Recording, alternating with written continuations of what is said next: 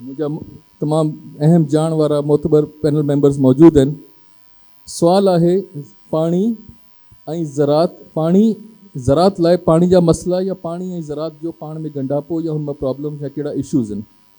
तो सभिनि खां पहिरियों मां दावत ॾींदुसि मुंहिंजे उस्ताद साईं हबीबुर रहमान उरसानी साहब के, त असांखे ॿुधाइनि त अॼुकल्ह इंटरनेशनल इदारा जेके भी डोनर्स अचनि था हो ॻाल्हियूं कनि था त ज़रात ऐं पाणी में कोऑर्डिनेशन या लिंकेजिस न बचियूं आहिनि ऐं उन्हनि जे करे जेके असांजा घणा प्रॉब्लम्स आहिनि उन्हनि जे करे हेडअप थियनि था पिया। त इन बारे में जेके असांजी इंडिजिनस नॉलेज आहे उहो छा थी चवे।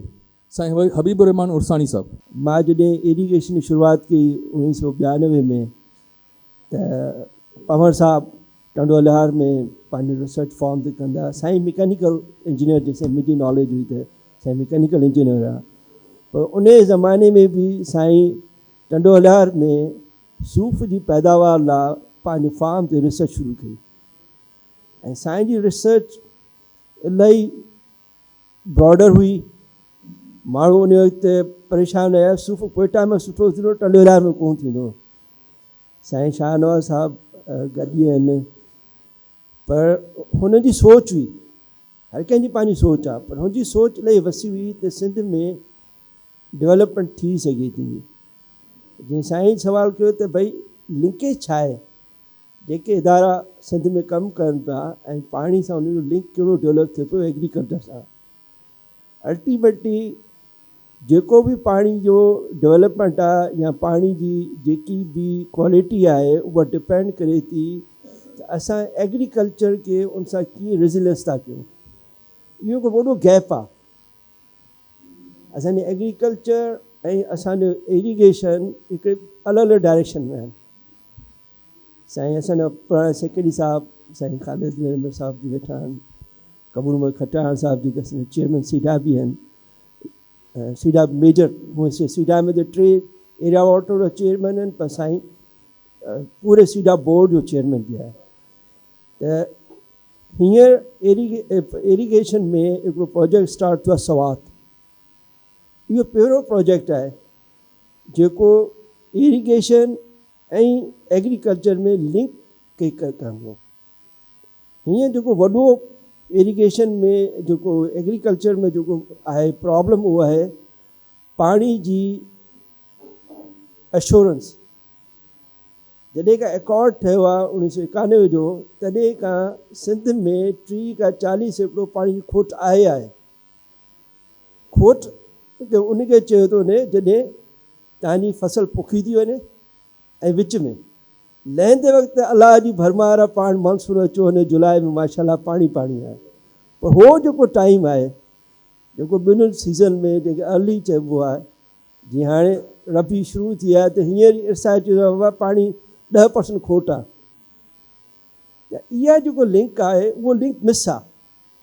पोइ पंजाब बि चइबो आहे सिंध में त फ्लड अची वियो, इरीगेशन वारा चवंदा बाबा फ्लड अची वियो, हाणे छा कयूं, कैनाल बंदि आहिनि। माण्हू चवंदा पाणी त दरिया समुंड में छॾे पियो, त कैनाल पाणी न पिया खणनि। त इहा हिकिड़ी मिसिंग आहे।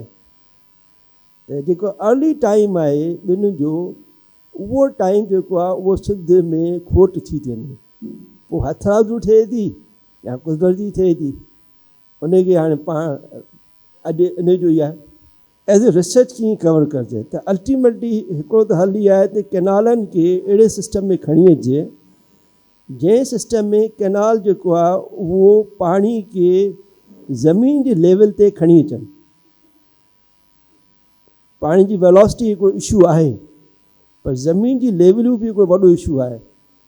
साईं अमेरिका में रहिया आहिनि शाह साहब, त उते ज़ीरो लेवल आहे। त फार्मर्स जे तरफ़ां हिकिड़ो वॾो प्रोग्राम खपे जेकी लेवल जेकी आहे ज़मीन जी उहा हिकिड़ी ज़ीरो लेवल ते आणिजे, ताकी असां शॉर्टेजिस खे रेज़िलियंस करे सघूं। जो हींअर जेको पाणी मौजूदु आहे उनजी जेकी पीच आहे उहा ॾाढी घटि आहे। फ़र्ज़ु कयो वारे ते 2 वारनि ते एकड़ आहे, जेको तव्हांजो मिंटनि में थियणु खपजे। त माना पंहिंजी लेवल लाइ हिकिड़ो वॾो प्लान ठाहिणो पइबो, ज़मीन जी लेवल पाणी जी लेवल सां मैच करे। वॾी क़ीमत आहे पर हाणे करिणो पइबो। सो मुंहिंजो नेक्स्ट क्वेश्चन मुंहिंजो ॿियो माना हाणे सुवालु थींदो साईं कबूल खटियाण साहब खां। कबूल खटियाण साहब, ज़रात ते त तव्हांजी विद जनरेशन्स तव्हांजी ज़रात जी नब्स ते आंगुर हुई त ज़रात कीअं पई हले, छा पई हले, छा प्रॉब्लम्स आहिनि। हाणे तव्हां पाणी खे बि ॾिसी रहिया आहियो, you are chairman of SIDA board जेको 10 एरिया वाटर बोर्ड्स में कमु करे रही आहे। त असां ॼाणणु चाहियूं था त as a farmer how do you see the present situation, हाणोके हालात खे तव्हां कीअं था ॾिसो ऐं फ्यूचर चैलेंजिस खे कीअं था ॾिसो। बॉर्न फार्मर, शुरू खां वठी कुदरती अलाह जी तरफ़ां ज़मीन मिली आहे, पैदा थियासीं त ज़मीन खाते ते ट्रांसफ़र थी 200 एकड़, ऐं उन में शुरू खां वठी पहिरीं कराची में पढ़ाई कईसीं, कंदे कंदे अची जॾहिं पढ़ाई ख़तमु थी MBA करे दंग कयोसीं त बाबा चयो बाबा हाणे तूं ॿुधा त ज़मींदारी करणी आहे या नौकिरी करणी आहे, जे ज़मीन संभालणी आहे त वञी संभालो, न त विकिणे अचु, जे कोन थो संभाले सघी त सेल इट, ऐं उते कम जी कान्हे तुंहिंजे। पोइ शुरू में फर्स्ट जेका मूंखे ज़मीन मिली उहा बदीन डिस्ट्रिक्ट में बाबा ॾिनी, जिथे इनकम कुझु घटि हूंदी बाबा खे, बाबा उहा ज़मीनदारी असांजे हवाले कई त इहा ज़मीन तूं वञी संभाल। उते पाणी जी खोट एॾी वॾी त कोन हुई, पर खोट ज़रूरु हुई बदीन डिस्ट्रिक्ट में उन टाइम में। त आउं जॾहिं बदीन डिस्ट्रिक्ट पहुतसि त दिस इज़ 2001 ऑगस्ट 6 तारीख़ ते आउं बदीन डिस्ट्रिक्ट पहुतसि, पहिरें ॾींहुं ज़मीनदारी खे ॾिसणु ऐं सम्झणु त करे सघां थो या नथो करे सघां। उते पहुतसि त पाणी जी खोट हुई 2001 में, प्रॉपर खोट हुई, पाणी पुॼे ई न पियो, ज़मीनदारी थी न सघे।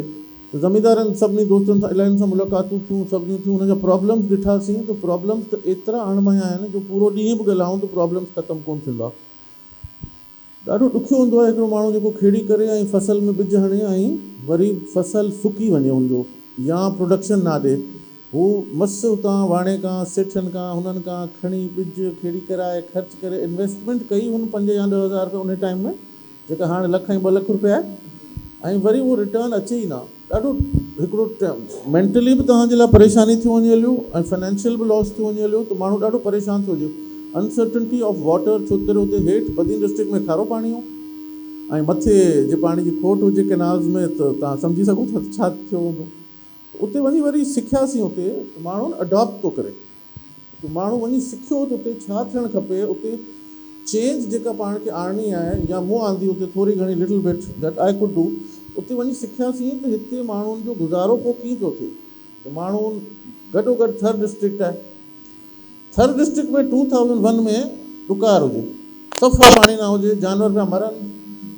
उते रियलाइज़ कयोसीं त हिते जानवर मरनि पिया, हीअ भर में डिस्ट्रिक्ट आहे, पर एतिरो पाणी हू असां वटि जो गाह थी पियो सघे असां वटि, डिस्ट्रिक्ट भई गॾु आहे। असां हिकिड़े ॾींहुं सुबुह साण संडे मॉर्निंग हुजे, ख़बर पई त थर में पीड़ी थी लॻे, त उते वियासीं, उतां जानवर 200 वठी आयासीं। जानवर साईं 300 रुपया, शाह साहब 300 रुपीज़ पर गोट, 300 रुपये में उन टाइम में मूंखे क्लियरली 2001 दिस सितंबर महीने ॾेढ खां पोइ, ऐं 300 रुपये में जानवर पियो मिलियो उते, छो करे ॾुकार आहे, मरनि पिया जानवर। असां उतां 200 जानवर, 330 हुआ या केतिरा, पर एतिरा वठी आयासीं, उन्हनि खे पालियोसीं 2 महीना खनि। हिते असां वटि जंतर गाह हुजे बदीन में, एतिरो हुजो गाह हो असां वटि, उन्हनि खे थोरो फीड कयोसीं त 300 जी जाइ ते ॿिनि 3 महीननि में साईं 4000 रुपये जो जानवर विकामो, 300 जी जाइ ते 4000 रुपयो। ॿियो असां रियलाइज़ कयो त पूरे बदीन डिस्ट्रिक्ट में ॾिसां बाग कंहिंजो ई कोन्हे साईं, हिकिड़ो बि फार्म न हुजे कंहिंजो। माना असां हिते ॻोठु असांजो ॿियो हुजे मटियारे में, उते अंबनि जा बाग हुजनि, ॿेरनि जा बाग हुजनि, हर्ष जो बाग हुजे, हुते हिकु वण ई न हुजे कंहिं वटि। माना हर को फ्लैट लैंड हुजे, कीकर किथे किथे पाणे थी वञनि त थी वञनि, बबूर जंहिंखे चवनि था, पर अदर देन दैट माण्हुनि खे कॉन्सेप्ट ई कोन हो त हिते को ॿियो बि कमु थी सघे थो।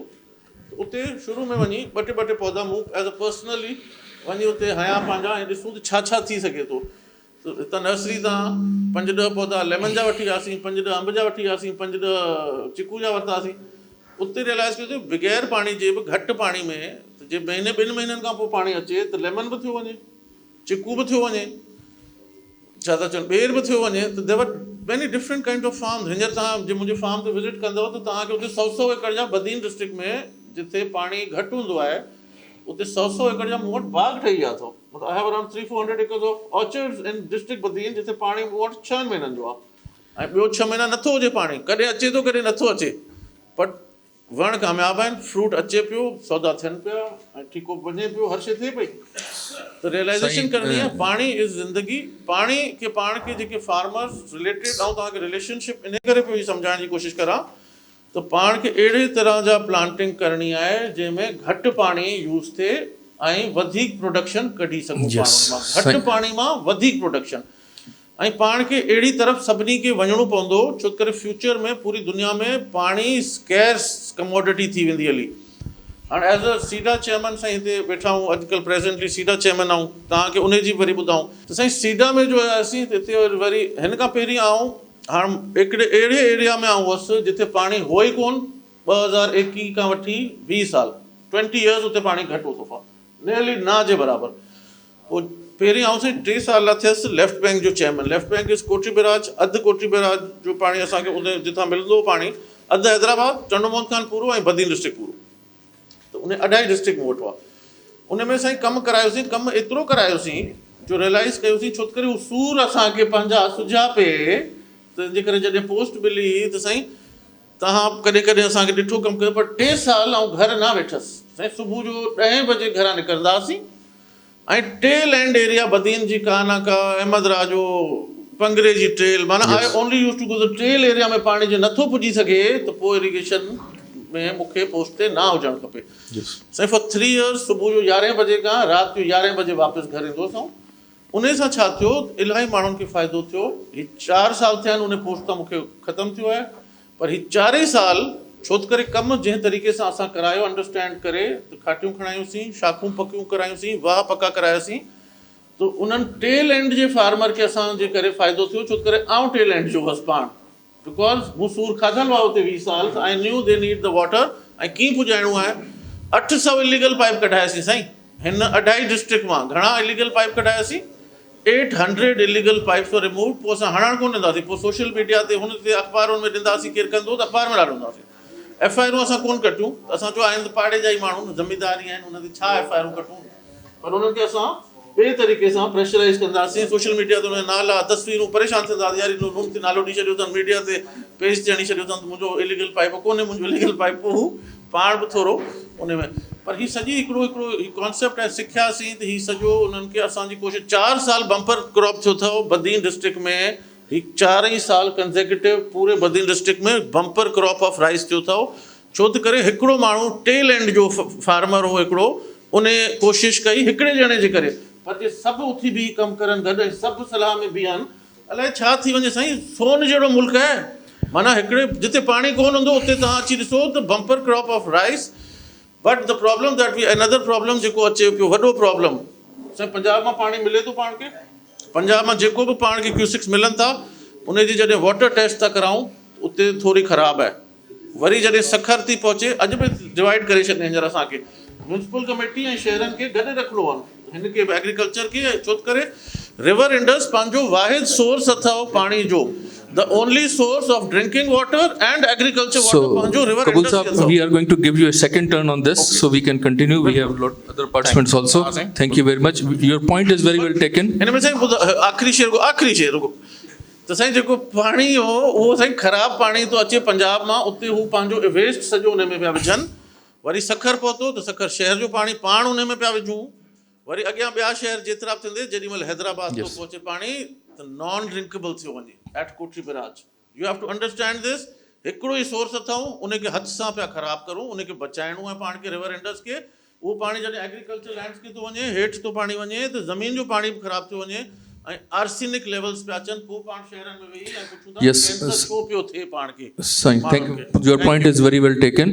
Problems of agriculture, there are problems of water supply. There is a term called upper riparian and lower riparian. There is climate change, there is uncertainty. तहां हिन शइ खे सिंध जे आबादगारनि लाइ कीअं था ॾिसो? अपर रैपेरियन जो रवैयो, उन्हनि जी मिसमैनेजमेंट, सिंध में पाणी जी विरासत, अॻियां एग्रीकल्चर जा problems, how do you see the future and what are the solutions? Thank you. आऊं बेसिकली को नंढो ज़मींदार आहियां जेको मूंखे मुशाहिदे में ॻाल्हि आई आहे, and I try to sum up as quickly as possible. जेका तव्हां राइपेरियन जी ॻाल्हि कई ऐं पाणी जी डिबेट कई, ॿ टे ॻाल्हियूं। सभिनी खां पहिरीं ॻाल्हि पर्सपेक्टिव, 1860 में हिन ख़िते में इंक्लूडिंग इन इंडिया इरीगेशन जो को नेटवर्क कोन हो। फास्ट फॉरवर्ड 2020 1995 13 लिंक बैराजिस आहिनि, 58,000 किलोमीटर जो इरिगेशन जो नेटवर्क आहे, 48 केनाल्स ऐं इंटरलिंक केनाल्स आहिनि हिन वक़्तु पाकिस्तान में। कंदे कंदे असीं 95% हिन मुल्क जो पाणी जेको आहे सो ज़राअत लाइ इस्तेमालु करियूं था। ऐं पाण ज़राअत सां ताल्लुक़ु रखां थो। अगरि उन में कंहिंखे ॾोही करे ज़िमेदार करे को शहरी त शायदि आउं बि उन में शामिलु आहियां। ऐं अगरि तव्हां अंग्रेज़नि जा किताब ॾिसंदव त जेके हुननि अखर लिखिया अंग्रेज़ी जा, उहे असांजे इरिगेशन में पाणी जे डिस्कोर्स में ग़ाइबु थी चुका आहिनि।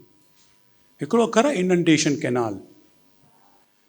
सखर बैराज ठहिण में हिकिड़ो अंग्रेज़नि नोट लिखियो ऐं उन नोट में उन लिखियो त साईं जेका तव्हां 1860 खां वठी लोअर दोआब ऐं पंजाब में जेका इरिगेशन करियो पिया त हिते जे माण्हुनि में बेचैनी आहे। ऐं नोट पियो पढ़ां, सिंधी में अंग्रेज़ी में लिखियलु आहे, इन तरीक़े सां लिखियलु आहे।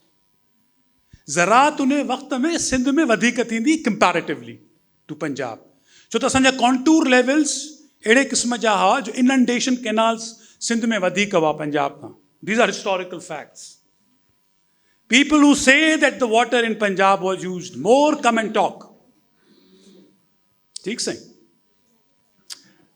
अच्छा, इहो सॼो इरिगेशन नेटवर्क सां सिर्फ़ु पंजाब खे फ़ाइदो कोन थियो, सिंध खे बि थियो आहे।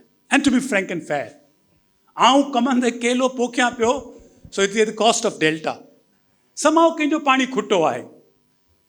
So it's not about which province is doing it, but the way irrigation system is developed. पर बहस अॼु इहो आउं नथो करणु चाहियां। There is a right side of the argument, there is a left side of the argument. ऐं पाण ॻाल्हाए सघूं था कंहिं ॿिए मौक़े ते। ही पर्सपेक्टिव आहे दरियाए सिंध जे पाणीअ जो। इहो हिकिड़ो, दैट्स नंबर 1। नंबर 2, असीं छा पिया चऊं as farmers and grower organization, असांजे मथां ज़िम्मेदारी आहे। ऐं आउं तव्हांजा अब्दुल करीम साहब बार बार सवाल इहो आहे करणु छा खपे। मुंहिंजे ख़्याल में सभिनी खां पहिरीं माइंड सेट, दिमाग़, पाकिस्तान जी डेवलपमेंट जी को बि ॾाहो ॻाल्हि थो करे, को बि अकुल वारो माण्हू, को बि पढ़ियलु लिखियलु माण्हू, को बि अहले इल्मु माण्हू, असीं त नॉन प्रोग्रेसिव वॾेरा थियासीं। उहो ॻाल्हि करे तो वॾा स्ट्रक्चर्स ठाहियो। हिन मुल्क जे पाणीअ जो पैराडाइम जे नाले चवनि था असां फूड सिक्योरिटी आहे, फलाण आहे, दिमाग़ आहे, तव्हां स्ट्रक्चर्स ठाहियो। And that is the answer. असां बार बार चऊं पिया त पाकिस्तान जो फ्यूचर पाणी जो paradigm is dependent on 3 things: water efficiency and productivity. हाणे माण्हू चवंदा साईं इहो त बड़ा ॾुखियो कमु आहे, साईं अलाए छा कहिड़ियूं ॻाल्हियूं पिया करो, साईं अजीब अजीब ॻाल्हियूं पिया करे। अॼु हिंदुस्तान असां खां पोइ स्टार्ट कयो। Today there close to 20% of land is on high efficiency and productive systems. ऐं उनजी डेप्थ में नथो वञणु चाहियां। असां रीजन में, फॉरगेट द वर्ल्ड, रीजन में अधु बि कोन था पर cubic metre of water produce करियूं जेको हिंदुस्तान करे थो 0.36 क्यूबिक मीटर्स। क्यूबिक मीटर मां हिकिड़ो के 1000 kgs करे थो प्रोड्यूस। असां 0.13 kgs करियूं था हिकिड़े क्यूबिक मीटर मां। ठीकु साईं, इन ते कहिड़ी कोन थो ॻाल्हाए, केरु ॻाल्हाए थो? कहिड़ी कोन थो ॻाल्हाए। त असांखे पंहिंजी एफिशिएंसी ऐं वाटर प्रोडक्टिविटी इंक्रीज़ करणी आहे। असां ॾिसो FAO जो रिपोर्ट आई आहे, एंड अगेन 5 खां 7 मिंटनि में आउं पूरो कंदुसि। FAO जी रिपोर्ट आई आहे 2025 जी, मुंहिंजी ॾाढी कान्हे आहे रिपोर्ट पुराणी। उन में लिखियलु आहे साफ़ सुथरो, कंहिंखे खपे रेफरेंस ॾींदुसि, त दुनिया में पोइ 20th सेंचुरी ऐं हाणे 21st सेंचुरी में जेका 40 years में 3 times एग्रीकल्चर वधियो आहे, 3 times प्रोडक्शन। ऐं उहा पाणी जी productivity better land use management जे करे वधियो आहे।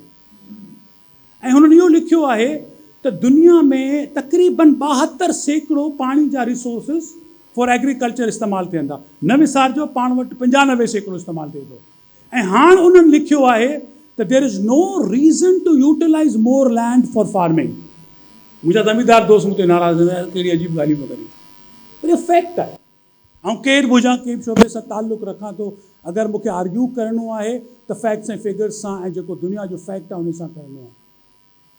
ऐं जे हू लिखनि था जिते 72% पाणी इस्तेमालु थिए थो ऐं असां वटि 95% आहे, असीं एरिड ज़ोन में आहियूं दुनिया जी, तव्हांखे दुनिया चवे पई त तव्हां वटि पाणी खुटंदो वधंदो कोन, पोइ छा असांखे पोइ हिते पागल खाने में वञणा आहियूं या छा आहे जो असीं अञा वरी पाणी वधीक इस्तेमालु करियूं। फॉरगेट सिंध, असांखे सिंध में चयूं साईं केनालनि जे ख़िलाफ़ु ॻाल्हायो, मूं चयो साईं असीं पंजाब जे केनालनि जे सिर्फ़ु ख़िलाफ़ु कोन आहियूं, ऐं माफ़ु कजो यूनिवर्सिटी ऑफ सिंध में ॻाल्हायां कंहिंखे मथां ॾुखियो बि लॻे, असां चयो एडिशनल केनाल्स ऑफ सिंध जे बि असीं ख़िलाफ़ु आहियूं, असां चीफ मिनिस्टर साहिब जे साम्हूं चयो, and that includes Rainee canal and that includes Thar canal, जेके ॻाल्हाइणो आहे त ॻाल्हाईंदासीं, ऐं including the canal in Balochistan, as simple as that. And therefore ॻाल्हि चवण जो मक़सदु इहो न आहे, क्लोज़ माई आर्ग्यूमेंट, त पाकिस्तान में हू चवंदा लोक लॾण में चरी अॾण में, असां वटि अञा माण्हू सूट बूट पायो स्टेजनि ते वियो चवंदा बाबा फूड इनसिक्योरिटी, ॻाल्हायो फूड इनसिक्योरिटी ते तव्हां सां ॻाल्हायूं था, ॻाल्हायो तव्हां सां ॻाल्हायूं था, उहो डिफरेंट सब्जेक्ट आहे, पुछंदो उहो बि तव्हांखे जवाबु ॾींदासीं पाकिस्तान जे फूड इनसिक्योरिटी जे पैराडाइम जो।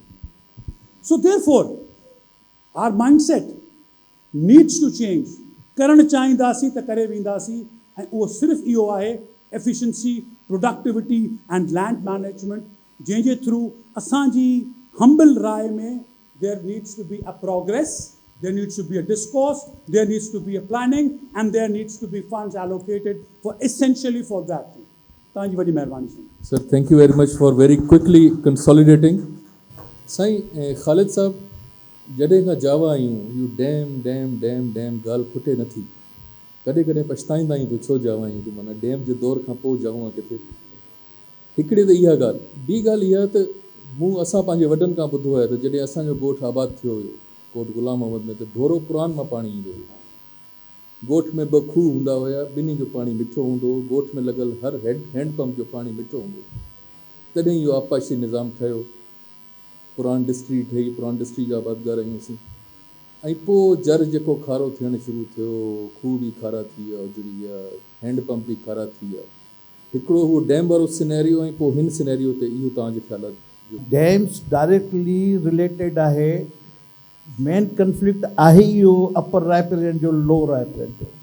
असां चऊं था त वाटर अवेलेबिलिटी छा आहे, ॾिसो पहिरां 2 सिस्टम्स आहिनि, हिकिड़ो आहे इंडस रिवर सिस्टम, इहो कुदरती सिस्टम आहे, असां सिंध वारा सम्झूं था त जेको तरबेला खां यानी कोटली ताईं पाणी अचे थो या संड वञे थो, इहो ई असांजो दरियाए सिंध आहे, न, दरियाए सिंध चनाब आहे, दरिया सिंध चेलम आहे, दरियाए सिंध रावी आहे, सतलज आहे, हिकिड़ो टोटल इंडस रिवर सिस्टम आहे जेके असां कुदरती सिस्टम चऊं था।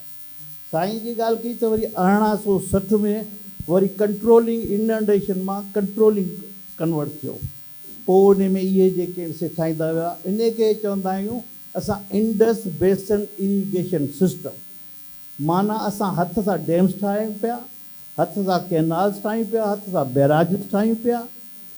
हाणे ॻाल्हि इहा आहे त मक़सदु त हाणे तव्हांजे सुवाल जो स्पेसिफिक जवाब जो घटि टाइम आहे, त उहो इहो आहे त असांखे वाटर अवेलेबिलिटी सिस्टम में घणो आहे, असां इंडस बेसन इरिगेशन सिस्टम खे घणो पाणी ॾियूं था, ऐं असांखे इंडस डेल्टा हुन इंडस रिवर सिस्टम सां को रिलेटेड आहे, लाज़िम व मलज़ूम आहिनि, आशिक़ व माशूक़ आहे।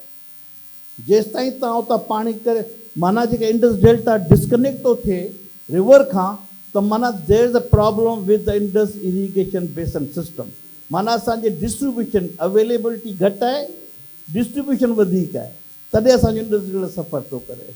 सो मुंहिंजो अर्ज़ु इहो आहे, अच्छा हीअ जेके से फेक असांखे ॾींदा आहिनि लोअर रायपेरियन खे, असांजा हाल पूरा आहिनि, सची ॻाल्हि इहा आहे, उन में मां पाण खे बि कयां थो, असां कॾहिं मथे विया कोन आहियूं, असां रोई बीठा आहियूं, 20-25-30% अबो शेयर था करनि आफ्टर इंडस वाटर ट्रीटी। हुननि हिकिड़ो 3T सिस्टम ठाहियो आहे, समूला, कलीमुला, नईमुला, हलीमुला, पाणी गुम, सम्झे, ऐं लोअर रायपेरियन बाबा बाबा कुदरती बरसातूं कोन पयूं, फलाणो कोन थियो, बहरहाल जेको न, इट कैन बी 60%। जॾहिं आउं शार्टेज जी ॻाल्हि थो कयां, त उन में जेको आहे 60% जेको आहे नेचुरल थी सघे थो, 40% मैन मेड आहे जेका असांजा पर्यावरण कनि था। सो जेसि ताईं टेलीमेट्री सिस्टम न लॻंदो, जेसि ताईं प्रॉपर वाटर अवेलेबिलिटी जी रिलायबिलिटी असांखे न ख़बर पवंदी, तेसि ताईं डैम जो कंसेप्ट हिन वक़्तु ग़लति आहे।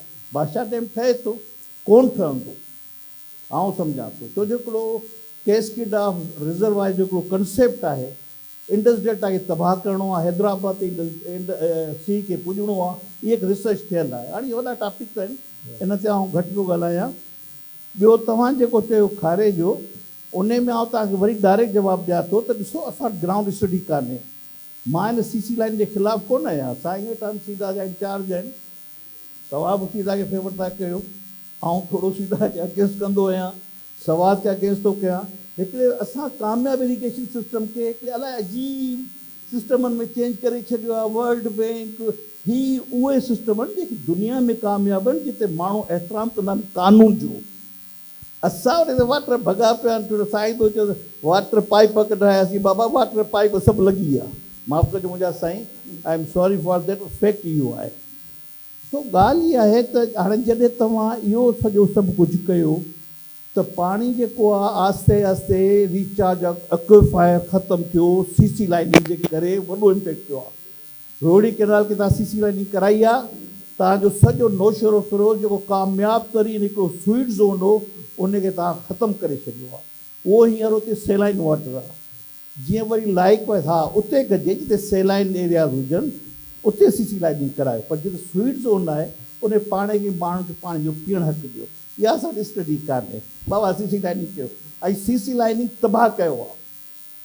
छो जो ॾिसो रोहिणी कैनाल आहे, मेमण आहे, बाए कास्ट ऐं पंहिंजी ॻाल्हि तोखे ॿिए जी ॻाल्हि कोन थो कर, मेमण। जी जी मुंहिंजो पुटु बि मेमण आहे, मुंहिंजो पीउ बि मेमण, मुंहिंजो पोटो बि मेमण, माना रोहिणी कैनाल जी ब्रांच मेमण, रोहिणी कैनाल जी जेका डिस्ट्रिक्ट मेमण, ऐं रोहिणी कैनाल जी जेका माइनर यानी मेमण, ऐं वाटर कोर्स मेमण। हाणे असां छा चओ, इहो इन चवंदा पाण integral system as an engineer. हाणे असां हिनखे आइसोलेशन में करे छॾियो आहे, ॿकरो गॾे ढगो सॻो पॉलिटिकली चयो बाबा 10 गेट ठाहे छॾ, बाबा 5 गेट ठाहे छॾ, जेको सिस्टम जेको नेचुरल हो, स्लोप हुआ, तरीक़ो हो, ख़तमु थियो। पोइ हाणे किथे साईं वारा वेठा आहिनि, साईं वारा वेठा आहिनि त ॿिया आबादगार हूंदा, किथे आहे सेठ मां फ़ाइदो थियो, नुक़सानु थियो। बहरहाल मुख़्तसिर ॻाल्हि इहा आहे। तो हाणे मुंहिंजो तव्हां सुवाल जवाबु घणो थियो, 10 मिनट न sir, thank you very much, very well pointed. असां वरी तव्हां वटि ईंदासीं डिस्कशन ते। साईं डायरी साहब, तव्हांजो काछो हिकिड़े टाइम ते मां वियो आहियां हुन इलाइक़े में कंहिं तहक़ीक़ कंहिं स्टडी जे लाइ, छो त मूंखे ख़बर पई हुई, मूंखे चयो वियो मुंहिंजे इदारे तरफ़ां त जेकी सुबुह जी फ्रेश भाॼी आहे उहो हितां थी अचे वाई पांदी खां, पर हुते ग्राउंड वाटर जा इशूज़ आहिनि, त मां हुते उहो तहक़ीक़ लाइ वियुसि, थोरो घणो ॾिठो। वरी काछे ते मेन मूं ट्रेवल कोन कयो आहे। तव्हां एरिड एरियाज़ जा सूर ॿुधायो त पाणी बि आहे, ज़रात बि आहे, माण्हुनि खे पीअण लाइ पाणी बि खपे, त छा हालात आहिनि ऐं हुते छा हुननि जा फ्यूचर तव्हां चैलेंजिस ॾिसो था पिया? डिस्ट्रिक्ट दादू जाग्राफिकली अहिड़ी जाइ ते लोकेटेड आहे त हुनजो इरिगेशन सिस्टम फ्लड इरिगेशन माना कच्चे जी बोड वारो उते दादू में अची थो वञे। वरी settled barrage command area Sukkur barrage जो दादू कैनाल उनजो टेल उते थो अची वञे। ऐं जॾहिं असां बैरेज कमांड एरिया खां निकिरी काछे में पहुचूं था त हिकिड़ी स्ट्रिप पूरी आहे फर्टाइल लैंड जी काछो, उहो उनजो इरिगेशन सिस्टम अचे थो। ऐं उन सां गॾु वरी हिकिड़ी वॾी स्ट्रिप आहे असां वटि माउंटेनियस तीर्थर हिल्स जी, त जाग्राफिकली दादू ॾाढो रिच आहे। ऐं मुंहिंजे ख़्याल में पाणी जे हवाले सां दादू खां वधीक रिच को ज़िलो न हूंदो। ऐं दादू में जेको इंडस जे थ्रू, सखर बैरेज सिस्टम जे थ्रू, या असांजा हिल टॉरेंट्स जेके जाबलू लॻियूं आहिनि उन्हनि जे थ्रू जेको पाणी अचे थो उहो दादू जी ज़रूरत खां घणो आहे, पर असां उन खे मिसमैनेज कयो आहे। 1981 में जॾहिं सखर बैरेज ठहियो त सखर बैरेज जी राइट बैंक जी टेल में दादू खे सेटल कयो वियो। उन सेटलमेंट सां वरी जेको असांजो इंडिजीनियस सिस्टम हुयो, हिली टॉरेंट्स जेके फ्राम वेस्ट टू ईस्ट वहंदा हुया, उन्हनि खे डाइवर्ट कयो हुयो फ्राम नॉर्थ टू साउथ। उन ॾाढा हैज़र्ड्स कया आहिनि, ऐं जेकॾहिं इन्हनि ते तफ़सीली गुफ़्तगू कबी त उहो तमामु घणो टाइम वठंदो। पर मां हिन वक़्त जी सिचुएशन ते अचां थो त असांजी जेका बैरेज कमांड थी उहा टेन ते आहे, उहा आबाद कान थी थिए। हाणे काछे जी लैंड फर्टाइल ऐं काछो तक़रीबन 4 लाख एकड़ ते जेको जोही तालके जो आहे उन में ज़मीन फर्टाइल आहे ऐं 70% एरिया में स्वीट वाटर आहे। त माण्हुनि जो ट्रेन ट्यूबवेल ते शुरू थियो 60s खां, ऐं मां कंवर साहब जो जेकर ज़िक्र न कयां त 64 में बि उते आयो आहे, रिसर्च कई अथसि ऐं उनजे डॉक्यूमेंट में काछे जो तफ़सील मिले थो, अहिड़ो को बि कोन्हे रिसर्च करण वारो। 90s खां पोइ असां वटि ट्यूबवेल जो ट्रेंड तमामु वधी वियो आहे। वरी जॾहिं सोलर सिस्टम आयो आहे त हिन वक़्तु असां वटि काछे में 5000 ट्यूबवेल लॻल ऐं उन्हनि मां 70% उहे ट्यूबवेल सर जेके गुज़िरियल 3-4 सालनि में सोलर जे करे थिया आहिनि। पर उन सां गॾु असांजी प्रोड्यूस त वधी आहे, छो त जेको असां वटि दादू में बैरेज कमांड एरिया में पाणी न अचण जे करे जेको मसालो थियो उहे असांजूं ज़रूरियातूं त पूरियूं थियूं आहिनि, पर असांजो सब सॉइल वाटर जेको आहे उहा वाटर टेबल तमामु रिसीव थी पई वञे ऐं वेरियस एरियाज़ आहिनि, स्पेशली नॉर्थ जेको काछो आहे उन नॉर्थ काछो जो पाणी 50 खां 60 फुट हेठि लही वियो आहे 2-3 सालनि में, ऐं वाही पांदी वारे इलाइक़े में जेको साउदरन काछो आहे उते 100 फुट खां मथे पाणी लही वियो आहे। हाणे इन हिकिड़ो त इहो प्रोसेस आहे जेको कंटिन्यू कंदो ऐं अञा किरंदो। हिन वरी वॾे मां वॾो जेको हैज़ार्ड नान जेको नुक़सानु ॾिनो आहे त असां वटि जेको ड्रिंकिंग डीप हैंड पंप लॻो हुयो, वाटर टेबल किरण जे करे उहो सॼो ड्राई अप थी वियो आहे, माण्हू सां पीअण जे पाणी जा मसाला थी विया आहिनि, पाणी जी क्वालिटी में चेंजिस अचणु शुरू थी विया आहिनि। इते असांखे ज़रूरत आहे त असां रिचार्ज करियूं। त गाज डैम जो कमु आहे 2007 खां अञा ताईं रुले पियो थो, उहो छा करे आया छा न करे आया, पर घटि में घटि रिचार्ज जे नाले ते ठाहियो वियो। उन खां अलावा रिचार्ज जे नाले सां 7 स्मॉल डैम ठाहिया अथनि ऐं असांखे इहो चयो वियो, इहो ॿुधायो वियो त बाबा हीउ डैम ठहंदा तव्हांजो ज़ेर ज़मीन पाणी रिचार्ज कंदो, पर तजुर्बे साबित कयो आहे त उहो असांखे रिचार्ज नथो करे पियो। जेको स्मॉल डैम ठहियो आहे साईं ग़ालिबन उन में हुया, त उन में उमूमन असां वटि विदिन माउंटेनियस एरिया या उन खां थोरो ॿाहिरि जेके हिल टॉरेट्स आहिनि उन्हनि ते जेको असांजो स्मॉल डैम आहे it is a hurdle of about 10 to 15 उहो उन कोर्स खे हर्डिल आहे, पाणी अचे उते रुकिजे थो। इत्तफ़ाक़ सां जेका असांजी तीर्थर रेंज आहे उन में सेडिमेंट्स तमामु घणा आहिनि, वण आहिनि कोन, नतीजे में उहे डैम विदिन 1 or 2 years बिल्कुलु सिल्टअप थी था वञनि। जेकर तव्हां अप स्ट्रीम खां ईंदव डैम ते त तव्हांजे डैम जे मथां बीहंदव त उते ज़मीन ठही वई आहे, त उते जेका पथरीली खुलियल ज़मीन ई उन जाइ ते उन में जेका मिटी अची वई आहे उनजी सीपेज जी जेका सलाहियत आहे उन खे बि घटि करे छॾियो आहे। असां वटि हिन वक़्तु तमामु सख़्तु ज़रूरत आहे त असां इन रिचार्ज में वञूं ऐं रिचार्ज जा ॿिया तजुर्बा अमूमन नज़र अचनि था, असां इंजेक्शन वेल्स थियनि था या रिचार्जिंग वेल्स थियनि था, त इन में असां रोल्स क्लियर करियूं। असां रुगो गवर्नमेंट जे रोल ते नज़र रखूं था, पर असांजो कमु आहे त असां डिफाइन कयूं त what is the role of government, what is the role of non governmental organization and what is the role of people the cultivators. त असां इन्हनि सभिनी शयुनि ते कयूं, हिकिड़ी का रिसर्च थिए, उन में सुठियूं तजवीज़ूं अचनि, न त हिन वक़्तु हालति सुठी आहे ॾाढी काछे जी, पर जेकर इहा कंटिन्यू रही ईंदड़ 5-10 सालनि में इहो पाणी वरी ख़तमु थी वेंदो ऐं वरी उहो डिज़र्टिफाई थी वेंदो। Thank you very much. साईं your point very well taken, तमामु बहितरीनु ॻाल्हि कई, बिल्कुलु एग्ज़ैक्टली हिकिड़े इंडिजिनस माण्हू खां वधीक इलाइक़े जा हालात केरु थो ॿुधाए सघे। ऐं तव्हां रिसर्च तहक़ीक़ चवंदो उमर करीम कराची में वेही तव्हांखे अहिड़ी रिपोर्ट लिखी ॾींदो ॻाल्हि छॾे ॾियो, पर एक्चुअल इंडिजिनस माण्हू जेको आहे जेको सोशल प्रेशर आहे उहो इनखे वधीक करामत बणाईंदो। दुनिया जहान में जेको वॉलंटियरिज़म आहे, जेको माण्हू पाण कनि था, जेको माण्हू ॾिसनि था त मसइले जो हल छा आहे। असांखे हाणे टाइम जो थोरो कंस्ट्रेंट आहे, इन करे असां हाणे सुवाल जवाब जो सेशन शुरू कंदासीं। मुंहिंजो इहो क्वेश्चन आहे त जी पाण अपर ऐं लोअर रिपेरियन जी ॻाल्हि था कयूं त बदीन ते अची पाणी खुटी थो वञे।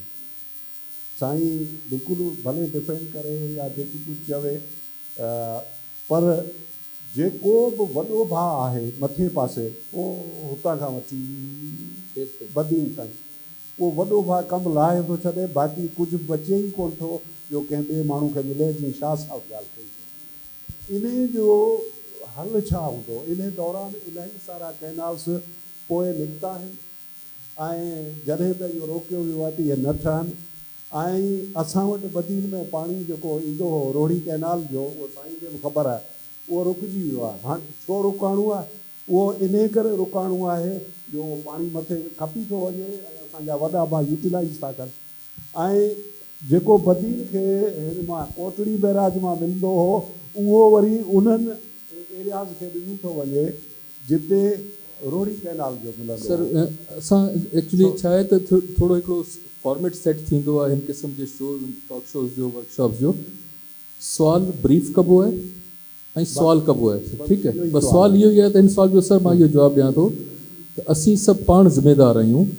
जॾहिं ताईं असां पाण में वेही पंहिंजे मसइले जो हल न कढंदासीं, सोशल प्रेशर डेवलप न कंदासीं, जेको चोरी करे थो, जेको बेवाजिबी करे थो, उनखे बुरो न सम्झंदासीं, ओॾीमहिल ताईं मसइलो हल कोन थींदो।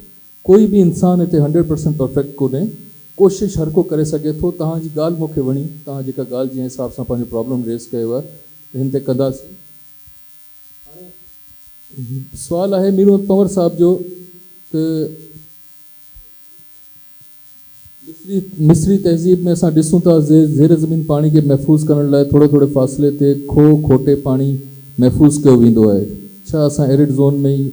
बिल्कुलु सर, ईअं करे सघंदा आहियूं। हिन जो पहिरियों स्टेप हूंदो आहे न sir, no verbal questions, only written questions. So उन जो तरीक़ो इहो हूंदो आहे त तव्हांखे ग्राउंड वाटर रिचार्ज ते कमु करिणो पवंदो आहे, जेको हाणे गुज़िरियल 2 सालनि खां मां ॿुधां पियो, ॾिसां पियो, पढ़ां पियो त सिंध में ऐं ओवरऑल पाकिस्तान में रिचार्ज जे नाले सां प्रोजेक्ट्स शुरू थियनि पिया जेके फार्मर्स खे सेखारिजे त पाणी जेको वाधू पाणी आहे बरसाति जो, उनखे कीअं रिचार्ज करे सघिजे थो। पर सभ खां पहिरियों स्टेप हूंदो आहे ग्राउंड वाटर मॉनिटरिंग। मॉनिटरिंग तव्हांजी रेगुलर थींदी, उहा तव्हांखे ॿुधाईंदी कहिड़े कहिड़े एरियाज़ में ग्राउंड वाटर रिचार्ज थी सघे थो, केतिरो थी सघे थो, केतिरो हुन में एक्सप्लॉइट करे सघिजे थो। साईं ख़ालिद साहिबु, तव्हां सां इहो क्वेश्चन आहे तव्हांजो। जॾहिं सिंधु दरिया में वॾी ॿोॾि हूंदी आहे, पोइ बि दादो केनाल जी पीच ते सेवण तालको पाणी खां महरूम हूंदो आहे। उमरकोट केटी बंद में पाणी चुक न हूंदो आहे। बिल्कुलु सर, इहा ॻाल्हि आहे। हे पासे में साईं वेठो आहे, मूं उथंदे ई साईं खे उस्तादु चयो पंहिंजो। साईं जे ठहियल हिकिड़े नक्शे खे ॾिसण खां पोइ मूंखे ख़बर पई हुई त सखर बराज जो सिस्टम अची सेवन उहो मंछर ढंढ जे बंदनि खे लॻंदो आहे। पर हाणे तव्हांखे मौजूदा हालत ॿुधायूं था त 2020 में हिकिड़ी स्टडी कराई आहे दादो केनाल खे रिहेबिलिटेट करण लाइ, त हेड खां वठी टेल ताईं किथे को गेट सलामत कोन्हे। पाणी जी विर्छ लाइ त मोघो खपंदो आहे, हुनजो साइज़ बराबरि हुजे, रेगुलेटर क्रॉस रेगुलेटर हुजनि, गेट सही कमु कनि, का शइ कोन्हे। हो जेके खाटियुनि वारी साईं ॻाल्हि कई, सर इरीगेशन डिपार्टमेंट जो ख़र्चु ओवरऑल जे 100 रुपया आहे, त हुनजी रिकवरी 10 रुपया बि कोन्हे। पोइ आहिनि माना ब्लॉक एलोकेशंस या डिफरेंट एलोकेशंस में, पॉलिटिकल प्रायोरिटीज़ में, सिस्टम्स में, त इहे काफ़ी सारा गंभीर मसइला आहिनि। दादो केनाल जी मां पक ॾियां थो त इनशाला हाणे दादू राइस ऐं नॉर्थ वेस्ट ते कमु हले पियो, फिज़िबिलिटी स्टडी ठहे पई, इन ते फुल फ्लैज प्रोजेक्ट हूंदो, हेड टू टेल सॼियूं रिहेबिलिटेट थींदियूं ऐं तव्हांजे राइट बैंक खे फ़ाइदो थींदो। मां पंहिंजे प्रोजेक्ट जे हवाले सां ॻाल्हि कयां थो। Dadu Canal is a controlling canal for regulation of Sakhar Barrage. Yes. It is a dry crop canal. हाणे इहो सॼो कन्वर्ट थियो आहे राइस में। हिकिड़ो असांखे सखर बैराज जो पांडे जो इशू आहे, तव्हांजी प्रॉपर डिस्चार्ज नथी थिए, सिल्टेशन वधीक थिए पई, ऐं इन ॻाल्हि जे करे सिस्टम इनएफिशिएंट थी वियो आहे जेको। सर वेरी वेल सेड।